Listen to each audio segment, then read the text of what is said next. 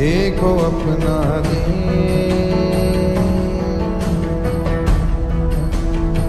देखो अपना देवो भव।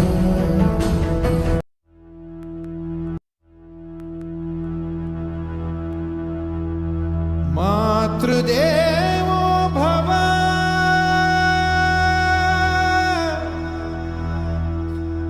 पितृदेवो भव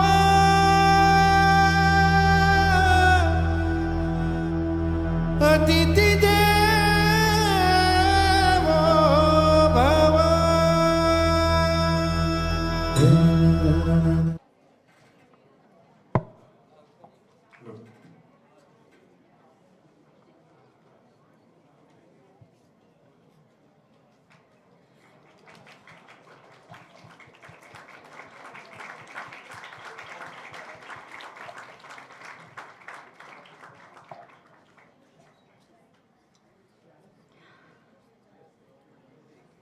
Good morning, everyone. Welcome to another session of the 6th National Conference of Media and Journalism. Where the word magic meets the power of media. I am your host, Tamanna. And I'm your co-host, Vedant. Today, we're diving into something we are all already pros at. Whether we realize it or not, it is something we use every day, on our phones, in conversations, or in special moments like, "Tujhe pata hai aaj kya hua?" Yes, we are talking about the art of storytelling and persuasion. And it's no longer just for entertainment. It's become the way we communicate, connect, and persuade. So, whether you're swiping through your Instagram, writing a blog, or just pitching an idea, your story is your power. And never noticed how the brands you love have this vibe, a story behind them? That's no accident. They craft narratives to resonate with you. It's not just about selling products. It's about selling a story that you want to be a part of. This session will be focusing on increasing role of public relations and networking in the realm of storytelling, which highlights its significance in the professional environment.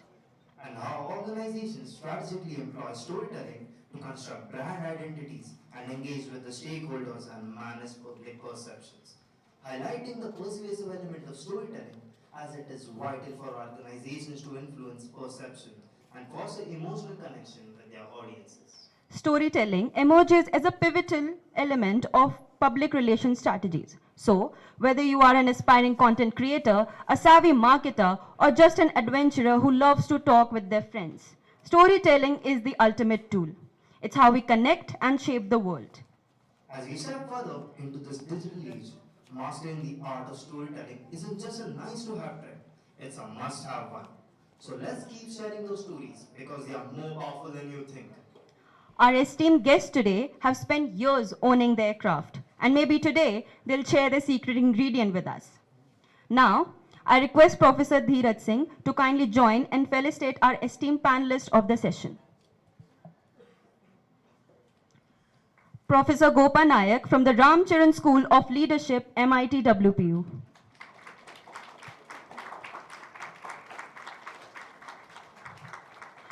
The driving force behind 100% PR, we extend a warm welcome to Mr. Tushar Joshi.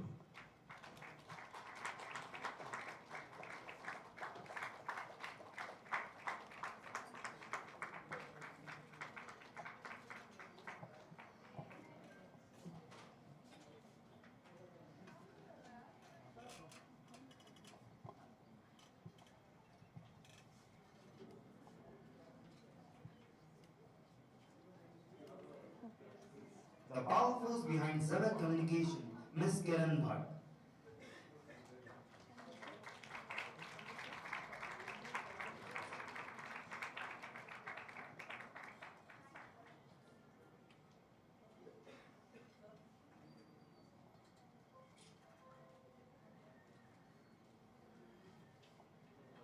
Each of our guests today have a unique perspective. So let's dive in and discover the art of storytelling together. Let's ignite discussions that resonate, spark ideas that echo in the headlines of tomorrow, and create a community that inspires and supports each other. Our first esteemed speaker is Professor Dheeraj Singh, Associate Dean and a renowned author of the book Master O. I request sir to kindly join us on the dais.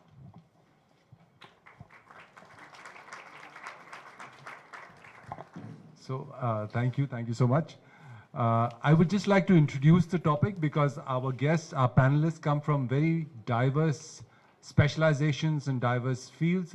And before the session began, they were also wondering how or what exactly would they be contributing. So the topic today is the art of storytelling. And we all, as students of media and communication and also as professionals, use the art of storytelling in different ways, different formats, and for different purposes. But the idea is to make a career out of it. And how do you make a career out of the art of storytelling is to be able to monetize or know how to use that tool of storytelling to your advantage, to be a business, to be a successful professional in that field. So this special panel was curated or thought of or brainstormed into action by this very clear idea and motive, because in today's world, more and more, the more digitally connected we are, the more we hear stories, or the more narratives are built around, even if you're selling a product, if you're selling a party, if you're selling an institution, everything revolves around a story. One of the biggest adages of branding is that don't sell a product, tell a story. And that is where most of our specializations or specializations of our panelists come into force, that they are extremely good storytellers, and they have utilized the basis or the foundational principles of telling a story to make their businesses, their careers. All our panelists have more than 20 years of experience in this field, and they're going to share them with you, their particularities, their specialities, and how they have made this extremely successful careers in the art of storytelling. So that is the purpose of this session today. And now I would like to give the panel, my panelists, the space to talk to you about their specialization. Later on, we'll have an open Q&A session where you will have an opportunity to put up your questions and your curiosities about how it's actually done, the brass tacks, and if anything else that strikes you as a question or as a curiosity that you want to ask a panelist. So thank you so much. With those words, I'd like to hand it over to the anchors.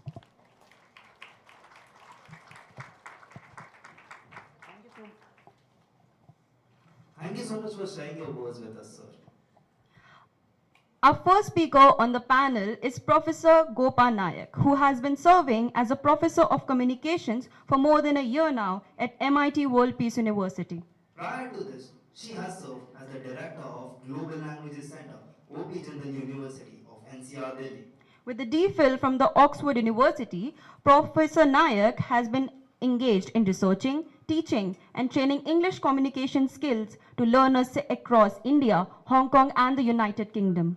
He has translated for Sahitya Akademi from Odia to English and vice versa, and published 3 books of poetry and edited book of translated short stories. We are honored to have her here today sharing her wisdom with us. I request Professor Nayak to please come and enlighten us with her knowledge. First of all, thank you for inviting me to this very meaningful and insightful conference. Good afternoon to all of you, and thank you, Professor Dheeraj, for thinking of me. First of all, it's a very interesting topic, storytelling and persuasion. Now, storytelling and persuasion, when I saw the topic first, I thought it's a unique blend of kind of creativity and professionalism. When I say professionalism, why do we persuade? We persuade for a purpose, and today, as young people, our main purpose of persuasion is perhaps to get a career, to earn money, to make ourselves successful. And storytelling is somehow in our blood. We have been telling stories through the ages. So now it is time for you to tell those stories and make it productive, not only for yourself, for the society as well. The thing is that how do we make it productive? So now as a teacher, I think I am always in a teaching mode. So the first principle of telling your stories is that identify what should the story be about, before we go on to how do we make a story productive and earn money and be successful at it. So the first lesson of storytelling is that you can tell story about what you know. Like the anchors introduced, pata hai kya hai, you know. So the thing is that we can only tell stories about the things we know. So the first thing is about that you have to be very clear about what your story has to be. And there are some universals in this world, like emotions. Your emotions will be shared by everyone in this world as a youngster. So the first thing I think perhaps you have to do, identify, is that if I'm telling a story about myself, what is that emotional content in that that will appeal to all the youngsters or to the person who is going to pay me for writing my story. So if you can make this bridge between yourself and the audience, that is perhaps the first lesson you have learned of making your story into a productive profession. The second one is that you can tell only a story about yourself. And now yourself is not only your emotions but your culture. So your culture, your family, which is so rich, fortunately you are born in a country where we have multiculturalism, we grow up with multiple languages. We grow up with multiple festivals. We are a heaven for food. So everything that comes under culture, you experience it firsthand. So try and identify those cultural things which appeal to you, which becomes interesting for you, and take it to the world outside because they will find it interesting. So the first thing is that about your story and how your story is going to become meaningful is that your identity, your culture, or whatever you find it interesting in your everyday life, and then make it to appealing to another person. So selling stories is first knowing about how you tell your own story and then thinking about how to make it meaningful. Then and only then you can make it a productive skill and kind of make a career out of it. Perhaps that's my 2 pence on how you can make persuasion and storytelling, bringing them together. The most important thing you have to remember perhaps about persuasion is that why would you have to ask yourself, why would people listen to my story? And if you can give yourself a very concrete answer, and not only concrete answer, try out that answer by telling your story and finding out. And this is your opportunity. Now you have friends as your audience. So if you can sell your stories to your friends who are least interested in your story, not those ones who are interested, but those who are not interested in your stories, and then only that is the first litmus test for you that, okay, my story can sell. And the next thing is that people can listen to story without paying money. But then the thing is that, only thing is that how can I make money out of it? So what is that twist that will give my story money? So all these things, if you try and train yourself now, perhaps there is no stopping. Because storytelling is one of the very innate things of every human beings. Because as human beings, we are social animals and we like to tell our stories. Only challenge is that how can we make others like our stories, and that's perhaps why persuasion things comes into the picture. So persuasion is nothing but making others understand that, okay, here is an interesting story and perhaps it will be worth listening to it. That's my 2 pence. Thank you all, and thank you, sir, for inviting me. And I am here in case anyone wants to come and discuss your stories or persuasion with me. You are most welcome. Thank you.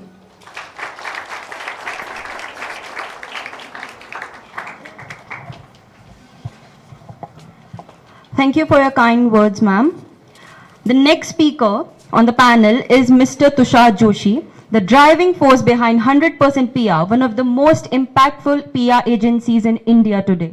With an impressive track record of successful campaigns and strategic media outreach, Mr. Joshi has consistently demonstrated his expertise in building strong brand narratives and relationships. Since its establishment in 2004, 100% PR has had the opportunity to work with some of the very prestigious brands and organizations like Forbes Marshall, JW Marriott, and MTV, to name a few. His ability to navigate the ever-evolving media landscape and create compelling communication strategies has earned him his reputation as a leading figure in the PR industry. I request Mr. Joshi to kindly take over the dais and share his experience with us. Thank you. Well, before I Audible? Before I start my talk, let me share one important thing with all of you. Being at MIT campus is very special to me. My son is an engineering graduate from this very campus, who is now in Germany doing his master's in simulation sciences. Secondly, my wife, Dr. Preeti Joshi, worked here almost for a decade. So it's indeed very special for me to be here at the MIT campus. The second thing about today's event is that the people that I'm sharing the dais with, Mr. Dheeraj Singh, Kiran ma'am, who I had an opportunity to work with, and Gopal, that I just got introduced to. So in a way, the day is more special for me. Emotional connect with the campus and the dais, the sharing of dais with the kind of personalities I'm sharing with it today. Now, I am here to put the PR perspective in front of all of you about the subject that we are discussing today. Who are we? That question that we need to ask ourselves. We are communication professionals. To be precise, we are into mass communication. Most of the times, what do? We facilitate one-to-many kind of a communication. What do we do there? Either, in most of the cases, either we do the facilitate flow of information, or in the second perspective, we try to tell the story. So basically, these are the two major things we as communication professionals are trying to initiate, specifically when we are associated with the field of mass communication. Now, I don't know how many of you really know what PR is all about, or what your perception is about PR is all about. According to me, PR is a very subtle way of creating a perception or an image, which is a long process, which is not a very short process. But in the recent times, we've been watching that the subtle process is going more towards the propaganda or only the promotion point of view. When we think of 4 P's of marketing, definitely PR comes into one of the P's of marketing, which is promotion. But we need to understand the difference between the promotion and PR. PR is more about perception and the image building, as I said. And how does these two things are achieved? Perceptions or the image? By and large, they are because of the personal experiences that we get, because of the consistent third-party endorsements. These are the two main elements with which we either form a perception about something, or we create some image of anything or a person in our mind.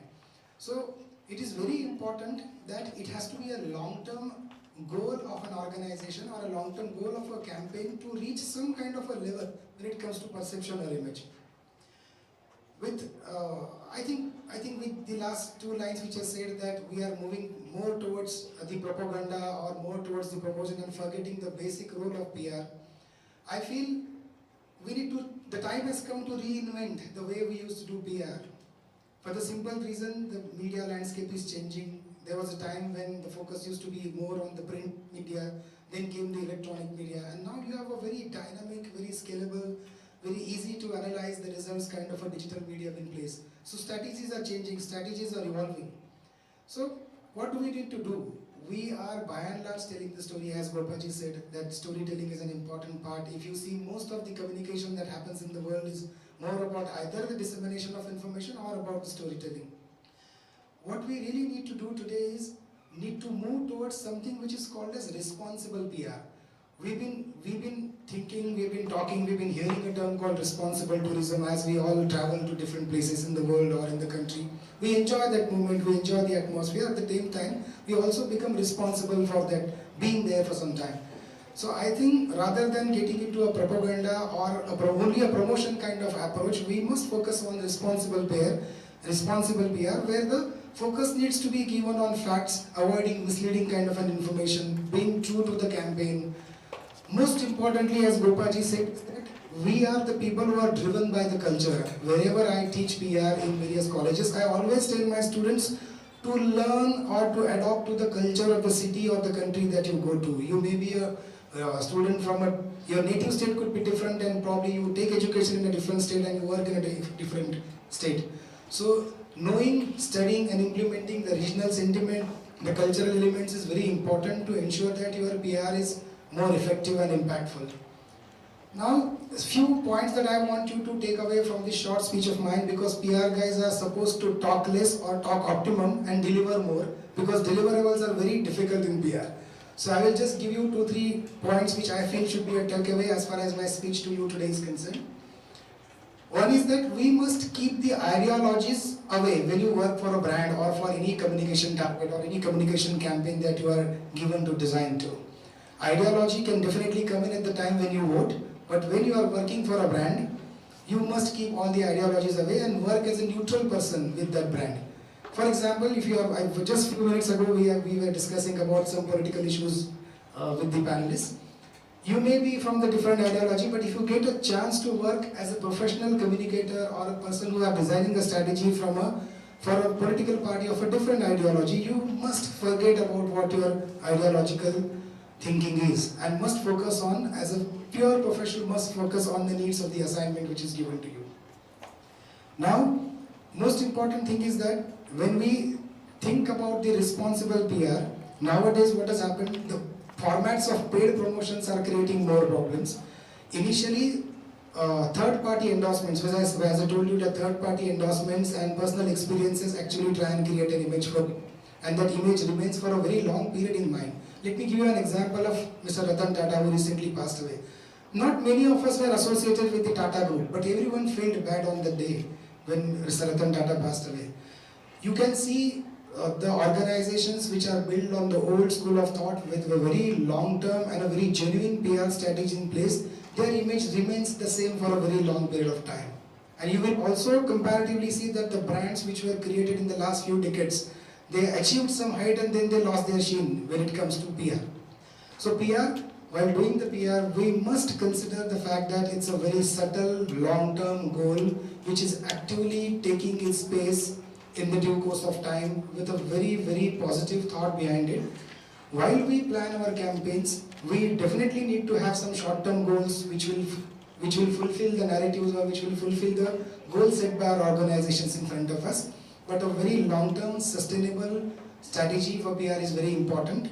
Storytelling and persuasion, which is something the other speakers are going to talk about, so I'm not going to touch upon those aspects much, but I'm going to talk only about the takeaways for PR, which is about perception and opinion, or the image.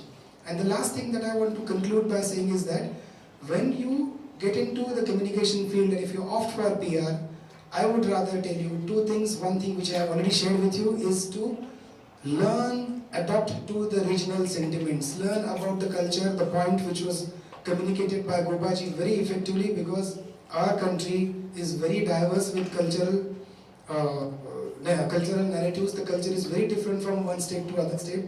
So when you plan a communication campaign, if you have a good knowledge about the local culture, the campaigns become impactful. And last but not the least, I would rather tell you that to focus more on less number of PR activities but which will have more impact, rather than having more number of occasions to create impressions. Focus more on the more impactful and less number of PR activities. That's what I wanted to talk to you. Thank you for inviting me. If you have any questions after this, I will be happy to answer.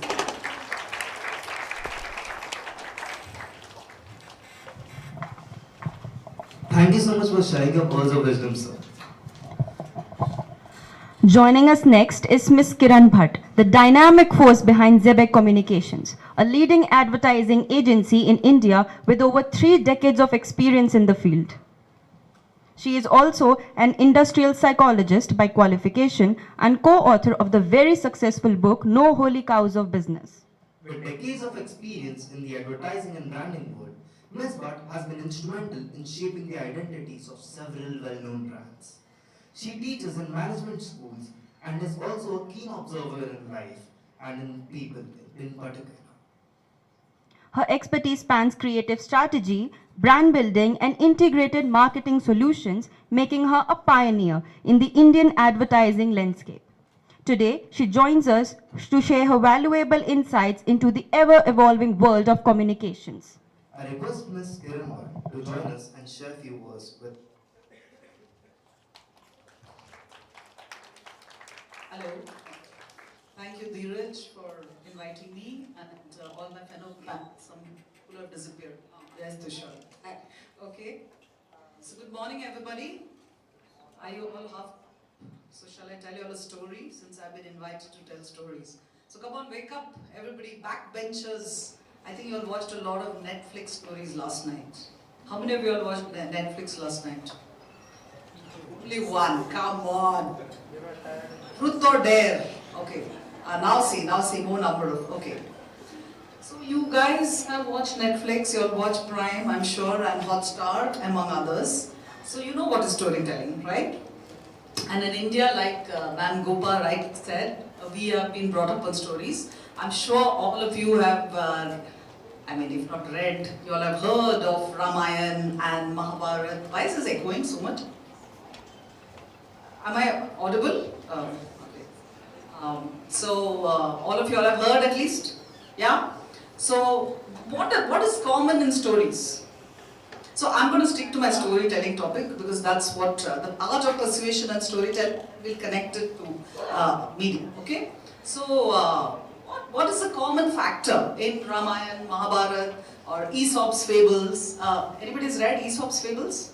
Okay, 1, 2, 3, 4, 5. So, okay, very interesting thing about Aesop's fables. When I read it as a child, I did not appreciate the moral or the common sense behind it. Okay, so a lot of things are common sense, right? But you cannot connect it. You don't understand its common sense. Aesop's fables actually is people to solve a problem in a very commonsensical way, which you only realize when you're an adult because you can connect the dots of Aesop's fables later. Okay, I would suggest go and read a few Aesop's fables. It's very, very interesting. Okay, so what is a common factor in a story or in any Netflix movie or serial what you watch? Come on, somebody tell me. What's the common? There's some common elements in a story. Come on, come on. I want you to wake up. Yes. Conflict, excellent. Conflict. Second.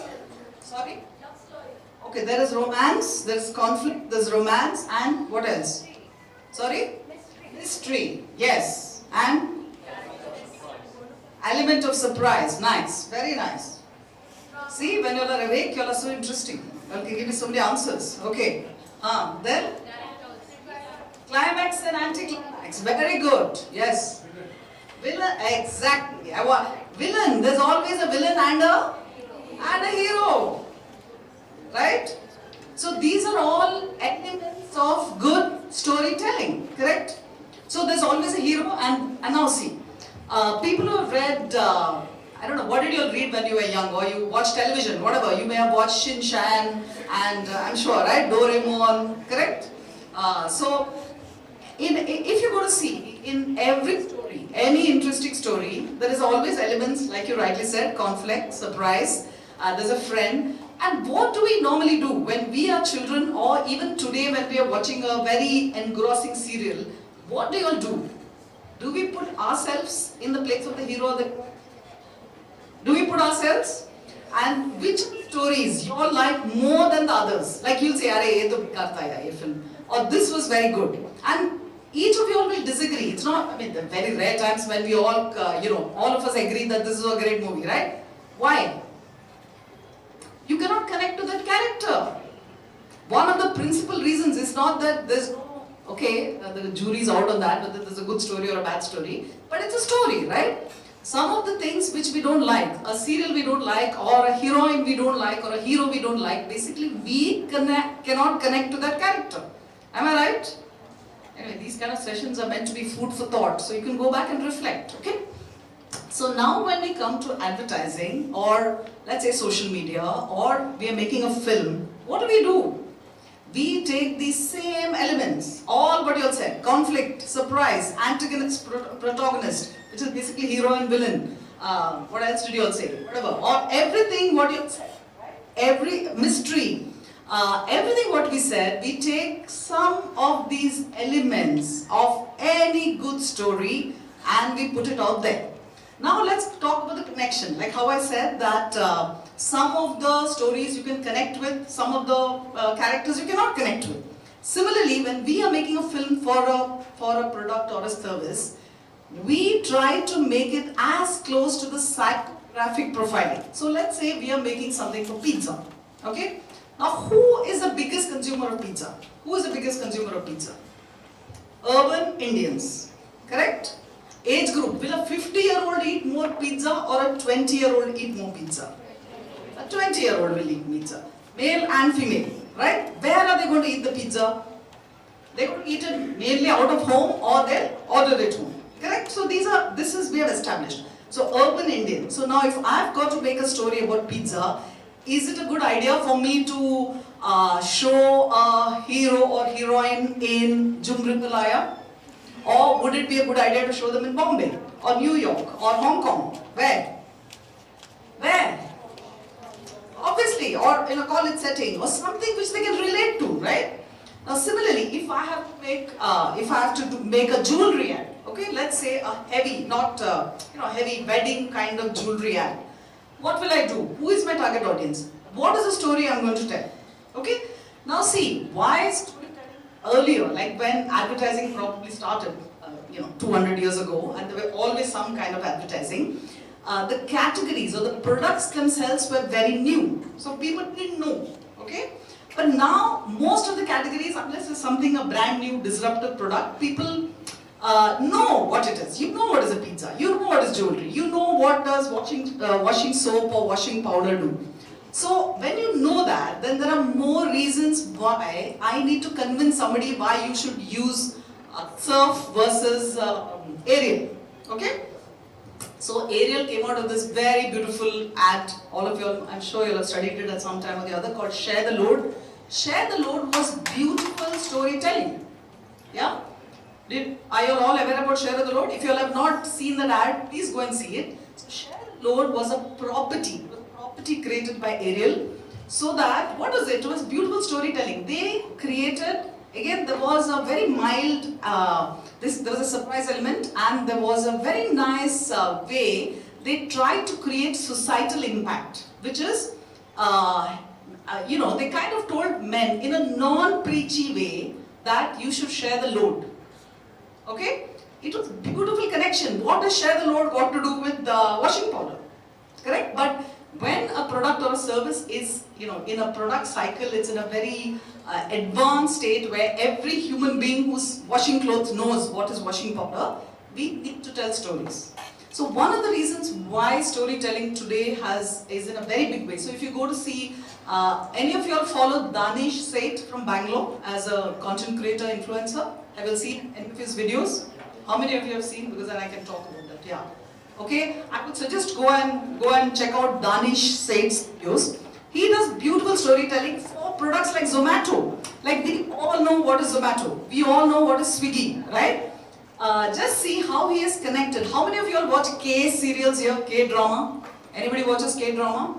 Okay, a lot of you watch K-drama. So just go and see how Danish Seth has used K-drama to tell a story for Swiggy. It's absolutely fabulously done. Okay, so what he's done is, he's pretended he's the K-drama hero and the heroine, because he's both. He normally assumes the role of the male and the female, if you ever watched Danish Seth.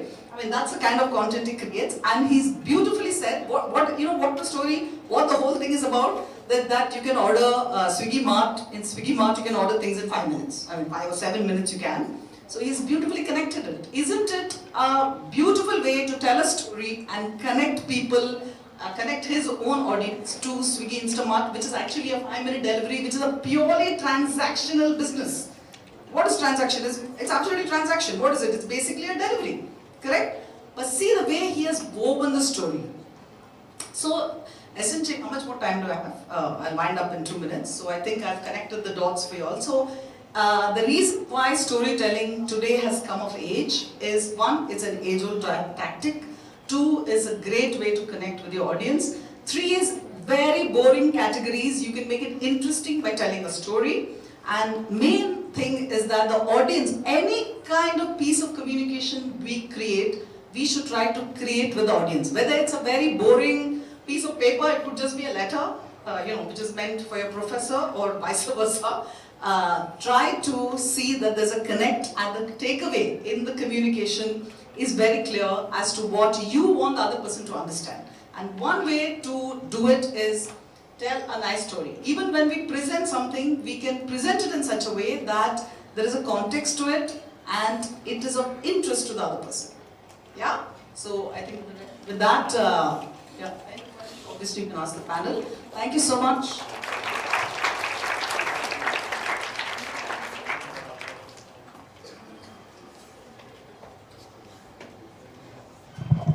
Thank you for your presence, ma'am. We're sure your expertise and thoughts are going to be a boon for all of us. Now, I would like to call Dr. Shanu Gupta to deliver a vote of thanks.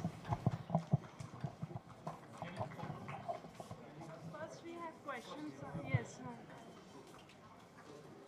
So the students who want to ask any questions to the speakers can ask their questions, and after that we can have vote of thanks. Any questions for the speakers?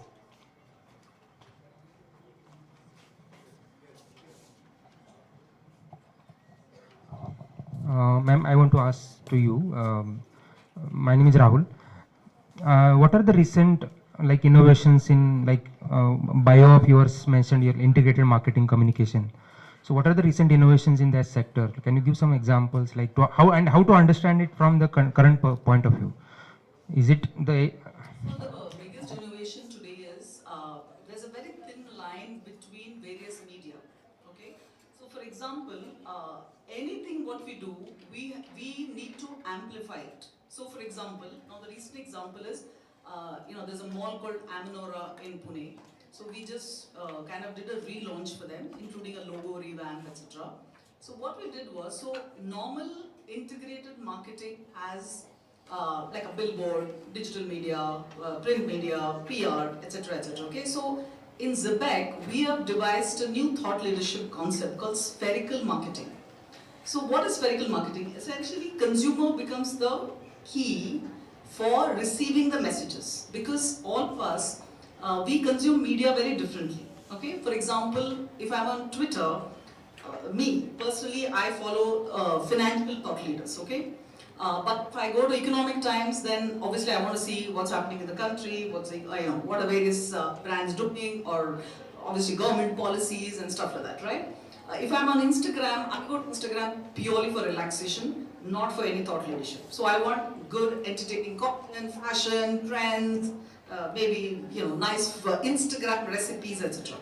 So the current trend is that, so even if you do a billboard, so let's say we do a billboard is normally a very localized media, right? Print media also, if I take, let's say I only take a Pune Times of India, it's very localized. So what we do is, we take a billboard and we maybe create a 3D or a CGI out of it and amplify it on social media. So the billboard also becomes an amplification piece versus a localized media. So everything is amplified, right? Now see PR, for example, Tushar is in PR. So PR, he would have digital PR, print, etc., etc. What we do is, once a PR piece comes, once it appears in wherever, then we again amplify it. So we would, let's say there's an interview. Let's say he was doing whatever, some industrialist interview or a politician's interview. We would take bits and pieces of it. So suppose, for example, it's a 20-minute piece on ETV. Or on, let's say on CNBC, okay? So what we would do is, 20 minutes we would break it up into 1.5 minutes of 7-8 segments, and we would release it on Reels, with post copy. So otherwise, earlier days when you do PR, it would come on CNBC one day and it's over. Now here what I've done is, I've taken that piece of content and broken up into 7 or 8 or even 10 segments, and I can amplify it for the next 10 days. Plus promote that content. So what's happened is, everything today is creating great content with storytelling or whatever. Second is, what do I do with all the great content? I need to amplify it. So we amplify it in a multimedia format. So even regular, which is what you would call a very localized media, I can take it international if I want to. Yeah, so that's one of the biggest change in trends in media. I hope I've answered that question. What Madam said is about the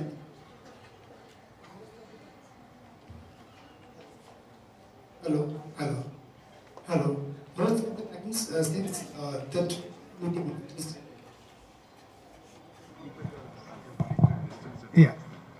in most of the cases, the traditional mediums, which is print and electronic media, probably have more credibility as compared to the digital medium, and that is the reason primarily this kind of amplification becomes more meaningful. For example, if I have an article written on me in Times of India, as Madam rightly said that it probably comes in a day, people read it and it impacts remain for a day. But with this new innovation that Madam was pointing out to, that interview of mine which has appeared in the Times of India can be amplified and to ensure that it reach more number of audiences and with the credibility of Times of India attached to it. So the credibility which is attached with the traditional mediums is getting amplified with the new age medium, which is the digital medium. Is the quite something I wanted to add. Thank you. There are video tools. So for example, if it's Times of India, you can convert that article, and I mean, let's say I'm cutting it into bits of 1.5 minute segments. I can convert that into video content as well. So there are apps which we can use. Yeah, we can have some more questions from students. Yes, please raise your hands and yeah.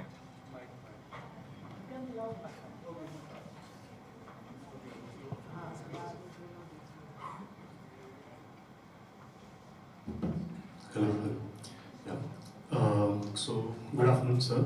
Myself, Swamidas Nair. I'm a first year MAMC student. So, my question is negative PR a good PR? What's your opinion on that? Because we hear a lot of narrative about it, especially in today's time. So, what's your opinion on that? I would like to know. Thank you. Very good question, Swami. Negative PR strategies were thought initially to see basically for any communication tool, the basic objective is to garner the attention. So what way you garner the attention? Probably we try to get the attention much faster when the negative things happen as compared to the positive things. So maybe at times, especially you could see the controversies surrounding the films. So films is one category where negative PR is thought over, well planted, so that the discussion about the film starts, and then probably we put the narratives in place which will probably benefit the film per se. But whether the negative PR is right or wrong, it actually depends on the purpose for it is planned, and most importantly the result. If you achieve the result, it is just like a cricket match. If your strategy was right, if you take a decision, and if you win a match, then the strategy was right. And if you lose the match, it was a very wrong strategy. But at times you need to take the risk. But I would rather urge that rather than formulating a negative PR strategy, which is a very short-term kind of a goal that we set for ourselves, because it's very topical or very specific to that particular need. In my speech I said that it's fine, sometimes you need to do it. But PR is a very subtle and long-term process of creating a nice image or perception for a very long period, as the way Tata Group has created for them. I'd also like to add that negative PR is such a sort of untamed beast. It doesn't always work. It may work once or twice, but if you make it your template, you are bound to fail. Whereas the positive PR is actually a set template, and mostly 8 out of 10, 9 out of 10, it works. The same can't be said of negative PR. Even in films, if you're making it a strategy of every film that you are releasing, people will see through it and just like not go to your film opening. So it doesn't always work. But the only thing is that it happens very quickly. But it also attracts audience towards That's what. The attention is far more quicker as compared to any kind of positive stuff. So negative PR strategies, some negativity element attached to a PR strategy that you devise is sometimes required, but as Dheeraj sir said rightly, you should be very careful about strategizing and using it when it comes to PR and having a negative element attached to it. Thank you, sir.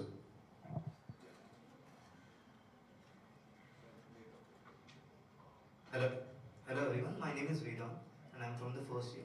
My question is to all the panelists. If I may ask that, what is your process of understanding the pulse of the audience? Like what research and what steps do you take to understand the audience better? Because it's all about them. At the end, they are going to hear the story. Great question. I think everything in communication is by and large based on what the audiences want. So I will urge all of you to learn a topic called consumer behavior, which will give you some idea about how people behave. Now the easiest way in our times, probably it was difficult to gauge the perception of the people, was a difficult task. We would have perception audit, we could hire agencies to do perception audit and do surveys, but now it is easy with the advent of digital tools. You could generally find the opinions by going on to the Twitter accounts or going on to the Facebook accounts, Instagram accounts, to gauge the general mood of the people, and based on that you can plan the campaign. But it is relatively easier now. But as I said, that you should be right in the basics, try and learn some important elements of consumer behavior. I hand it over to Kiran ma'am. Okay, let me give you a very practical tip. Who is your consumer? It's your mother. Your mother is a consumer. Your father is a consumer. Your brother is a consumer. Your aunt is a consumer. Your uncle is a consumer. Your grandmother is a consumer. Dada, Dadi, Nana, Nani, and you are a consumer. Okay, so let's begin from there. See how your mother buys sabji. How does she buy sari? How does she buy jewelry? How does your father go and buy whatever he's buying, if at all he's buying? Observe the behavior in your own home. Like David Ogilvy, if you do not know, then go and read David Ogilvy. He's a very, he's no longer obviously. He was a founder of Ogilvy and one of the greatest copywriters of our times and one of the most practical thinkers. So what did he say? He said the consumer is not an idiot. He's your wife. She's your wife, sorry. Consumer is not an idiot, but she's your wife, right? So which means the family, your own family's behavior you observe. Start from there. Then of course there are more advanced tools where you have to put them in buckets, psychographic audience and there is demographic audience. So demographic audience is where do they stay, what is the age group, etc., etc. Psychographic qualification would be also what they've studied, what are their interests, okay, what is the attitude, interests, overall behavior, like do they like English films or Hindi films or Marathi films or whatever the case may be. But first begin from your home. The main problem is we think consumer is somebody, a disconnected animal sitting somewhere. I am a consumer. First look at my own behavior towards a brand, towards a product, towards a service. Look at your own family. Your always mothers are the best consumer. For me, my own mother, we have created so many stories out of all our collective mothers. You know what I mean? And that really connects. Because a lot of commonality exists between all mothers. I mean, the way they will take care of their children or the way they connect with their children. Or when Indian mother, there are characteristics. Like Chinese mothers have certain characteristics. American mothers have certain characteristics. Indian mothers have some characteristics. And the way they will talk to their teenage boy or the teenage girl would have some similarities. So the best stories, like I said, emanate from your home.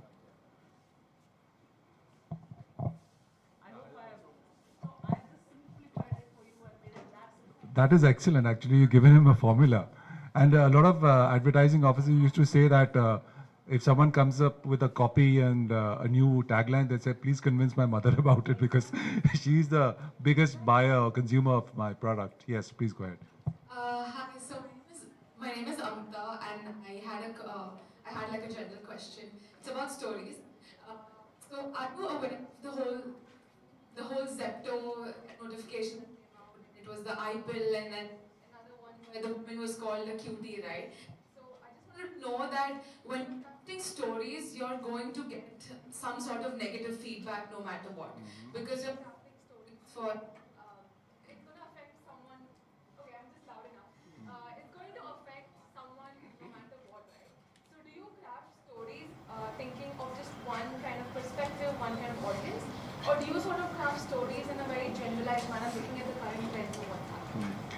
If I'm right now in today's environment, it's much more easier of the negative anticipation. You can anticipate the negative blow out to your story because you've seen other examples and the analytics are there and the metrics are there to measure that. So a little more easier than it was, say, 20 years ago. So right now, because you can know, you have methods and mechanisms to gauge based on past history to see what kind of impact it will have on the existing sort of demographics or the demographics that you're trying to reach out to. Yes. What you asked is absolutely right. When a PR campaign is planned, we look at various aspects of it. After the execution, what kind of feedback is expected from different kinds of segments of society. So anticipating that feedback, we generally try and put our strategies, plan A, plan B and plan C in place. And based on the situation, based on the responses that we get, we activate the plans that we have plans that we have put in place to counter to the expected outcome. So it is definitely a part of the PR strategic process. Okay, so today in the digital media, people want disruption. Okay, so some of these are deliberately done. Like for example, you must have heard the controversy on Poonam Pandey. Remember? Actually, it was meant for it was a pharma company for whom they did it. It was for cervical cancer. So if they had put out, now the jury is out on that. I do not want to discuss the ethical part of it since today we're talking about storytelling. It was deliberately designed to be a negative campaign, right? And obviously it created a big ruckus in India. they probably didn't realize to what extent it will go to, and then they had to apologize and stuff like that. But the fact of the matter is they achieved their objective.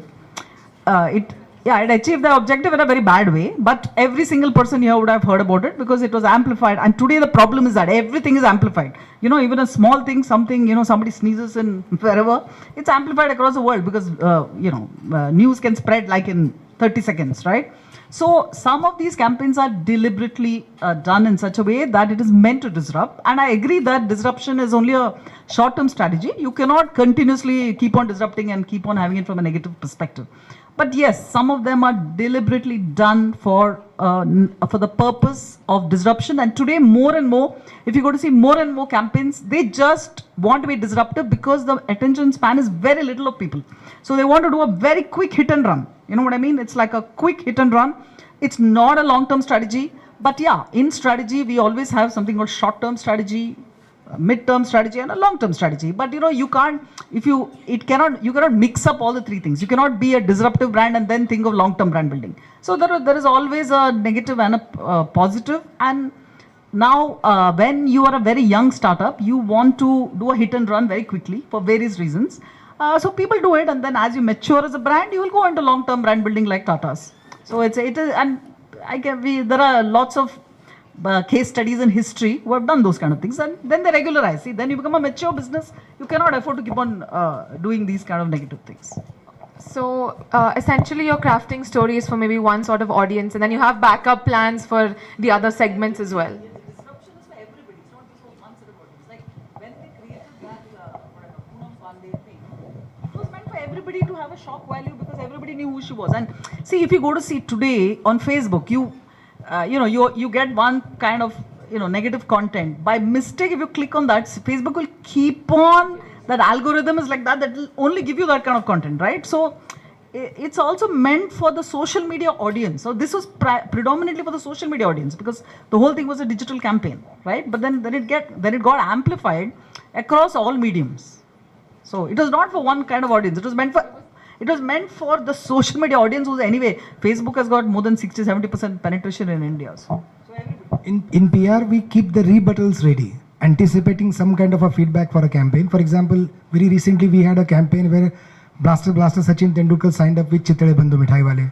Chitale Bandhu is one such brand that no one talks bad about it ever. So analyzing that campaign, and if any kind of negative feedback coming, we had a team of 10 people continuously monitoring all the social media handles, watching the content which is coming as a response to it. Because for a brand like Chitale Bandhu, if a negative sentiment comes in, it is a big loss to the age-old image that you have created over the last 70 years. So it was very important. So in that case, anticipating some kind of feedback from the first film that we released, we had 4 or 5 different kind of rebuttals ready. That if someone responds to in a specific way, we should have some content ready with us rather than losing time. Because digital medium is extremely dynamic. You need to be there when you are required to be there. You don't get time. And this actually is an extension of the newsroom, because in the newsroom, in the news cycle, you say good news is no news. And the negative, if your news or your name or your company or a brand is being mentioned in the news bulletin, that means something is wrong, right? And a lot of brands, a lot of people have also benefited from being in the breaking news cycle, because suddenly you are out of oblivion, you are mentioned in the newsroom, and your brand name or your name is mentioned in association with something negative, but they've had a good sort of reap of profits or whatever from this thing. So this newsroom extension of good news is no news has spilled over into other digital aspects of media, also in advertising and PR, where they utilize this aspect of a breaking news sort of format, which is not definitely positive, but it gives you some benefits. But it works sometimes, and most times it doesn't. So actually you have to be a really creative marketing genius to be able to turn that around and anticipate all its 360 possible fallouts and then move forward. So it comes with a lot of experience. People who have spent years and years can actually do that, but it is definitely not recommended for someone fresh out of college. To give it all a very philosophical spin, there are 3 ways to look at life. One is moral, one is ethical, and one is legal. So never do anything illegal. That's the first lesson, because then you will be caught. And then the next stage is ethical. Ethical means what is accepted by the society. What is ethics? You may be illegal, but you can be unethical. So don't be unethical. And the last but not the least is the moral. Every time you do anything, ask yourself, is it the right thing I'm doing? And if the answer is no, please do not do it. Desist from it. Because success you may get very instant. You can compromise with your morality, with your ethics. But in the long term, if I have to give you one piece of advice, don't go against yourself. Yeah? So short-term fame, good. You'll earn money, you'll get your fame. But then it will not take you very long. Okay? Next question, please. Yeah. So maybe one more last question, if anybody. Okay, 2 people. Okay, so we'll have them, both of you. Yeah.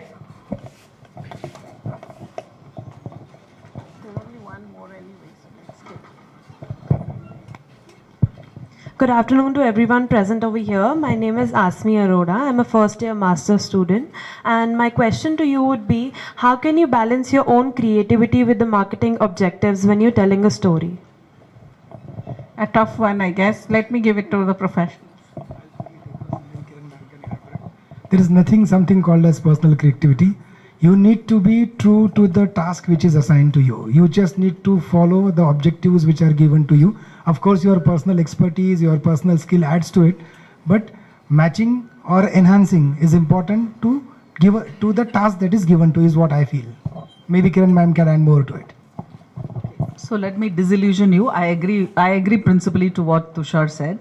So the first disillusionment, which I'd like to set for you, and basically it's an expectation management. See, if you want to be personal creativity, isn't that what you asked? Then, you should be like M.F. Hussain doing fine art.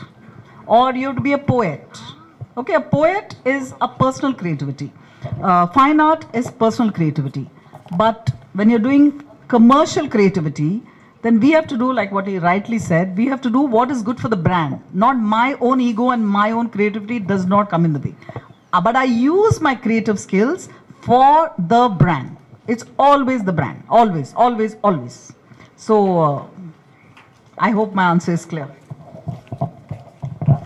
And creativity also comes with practice. So if you have enough and more years of doing the same thing, you will become an expert at doing it. And you can do it, again, it's your talent that you've honed over the years, and you have become an expert at it, and you can utilize that talent to, again, monetize your craft. In fact, M.F. Hussain's example is a very good example. He was a genius of marketing himself. He created events around himself like no other artist before him had done. So actually he was a marketing genius. He was not just a fine artist sitting inside his studio and painting. He was a marketing genius. He made events out of very, very small occasions, like walking bare feet, coming to a grand opening in the Taj or someplace just with his brush and painting something on the spot. So he was actually a marketing genius. So creativity comes with practice, and like any other skill, the more you practice, the better you get at it. The last question from you, and then we'll close. Yeah? Hello, I am Jia. I am a first year BA student. I had a question regarding influencer marketing. How big of a role do that play in PR industry, and how do you know that which influencers to collaborate with, and do they actually have a big impact on the audience? Well, use of influencers have really become large and big in the last 4 or 5 years per se, because content creators on digital platforms are becoming important. They have a very specific identified target audience associated with it. In our times, the influencer was a journalist, because journalists would communicate what I wanted to communicate about my client to the people at large. But it was purely on the basis of merit by and large. If I give a good story about my client to a journalist, then probably he was interested. With influencers, it is more about money, because it's a business for them. Where in our times, journalist was paid for the job. What he actually wanted from us was the exclusive content, so that he gets the credit for getting that exclusive content with me. The second question that you asked is about what kind of influencers that we need to collaborate with. As many questions were asked before that, you need to identify your target audience first. When we are clear about the target audience, then you can think about whether that kind of target audience is part of the audience of the influencer that you wish to associate with. For example, recently there was a movie on Swatantraveer Savarkar, which was where Randeep Hooda acted and played a role of Savarkarji. So that time they identified some of the thought leaders who are related to Savarkar, who propagate his ideology in Maharashtra or in the world or in the country, and they collaborated with them to promote that movie. So in a similar way, you identify what your need is, what your audience is, and then find an appropriate collaborator as an influencer, and then the commercial part comes in, how much money needs to be paid to him. But I think Kiran madam would be able to add much more to this. So, content creators and influencers, they're two different categories actually, but they play a very big role today, especially in all areas, whether it's politics, whether it's brands like makeup or delivery. Like, I gave you a very good example of Swiggy Instamart.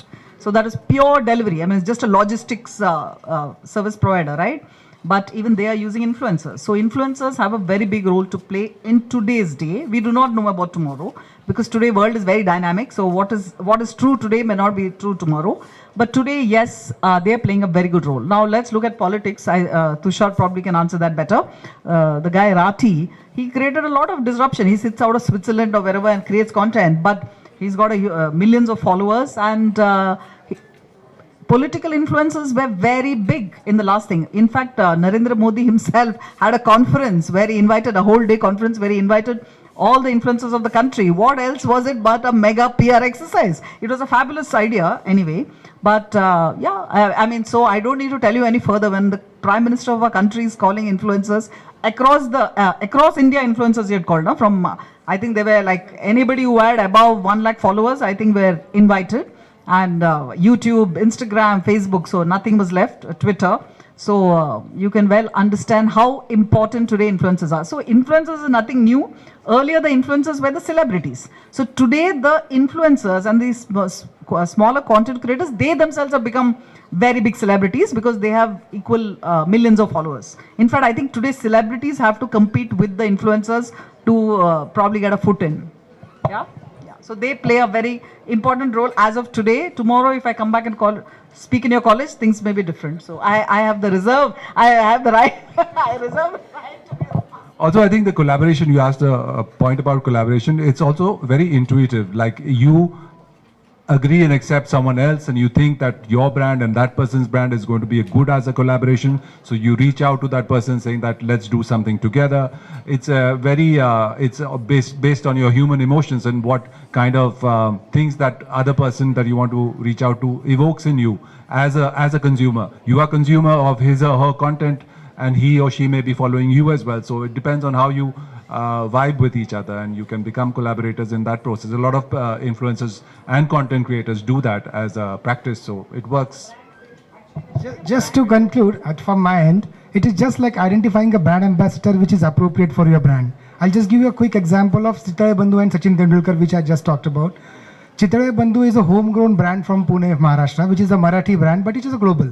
Similarly, Sachin Tendulkar is a Marathi-speaking guy, but a global icon. So that collaboration probably works well to ensure that Chitale brand reaches to more number of audiences across the globe. Yeah, that's it. It's actually a brand fit. Like for example, I mean, Chitale Bandhu and Sachin Tendulkar, it's a good legacy brand. So it is a very good fit. So either way, see, there's a lot of disruption. It's not that there are so many rules. I mean, disruption is basically you break the rules. So I don't think at this stage of your life, you should look at too many rules for creativity. You should, in fact, use your imagination. So then the rules will follow. Yeah. Yeah, thank you everyone for your insights. Let's conclude the session. Thank you for your expertise, all the panelists. Now I'd like to call Dr. Shanu Gupta to deliver a vote of thanks.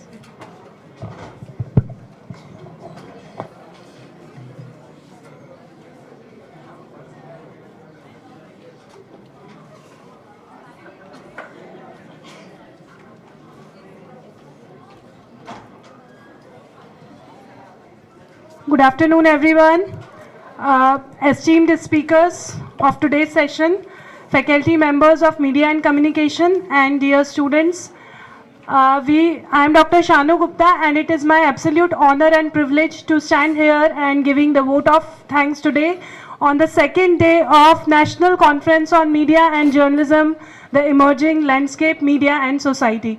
So, first of all, I would like to extend my heartfelt thanks to our guest, Professor Gopa Nayak ma'am. Ma'am, you beautifully expressed your thoughts on storytelling and how actually we all have lived into the world of stories, and how stories, narrate and craft the compelling things for the consumers today. It's very beautiful. It was very insightful. Secondly, I want to thank Mr. Tushar Joshi sir from 100% PR. Sir, your insights and your thoughts on PR and how persuasion is a very good technique for the consumers nowadays has given much thought-provoking actions to our students, I hope so. And last, I want to thank Ms. Kiran Bhatt from Zebek Communications. Ma'am, you very beautifully interacted with our students, and you gave the ground realities to the students, that how the industry works, how the big brands, they make wonderful stories, and the stories comes from across the world, and we are into the diversified. India is a diversified land of stories, so we have lot of stories and compelling narrations over here. Thank you very much, all the speakers. Now I would like to thank all the participants for patiently listening to all the speakers and raising their thought-provoking questions. Last but not least, I would like to thank all the volunteers who volunteered throughout the session, and our technical team, all the support members. Thank you very much. And next session we'll be having after lunch. So 2 p.m. our next session will get start on cinema. The venue is Gyaneshwar Hall. Yes. So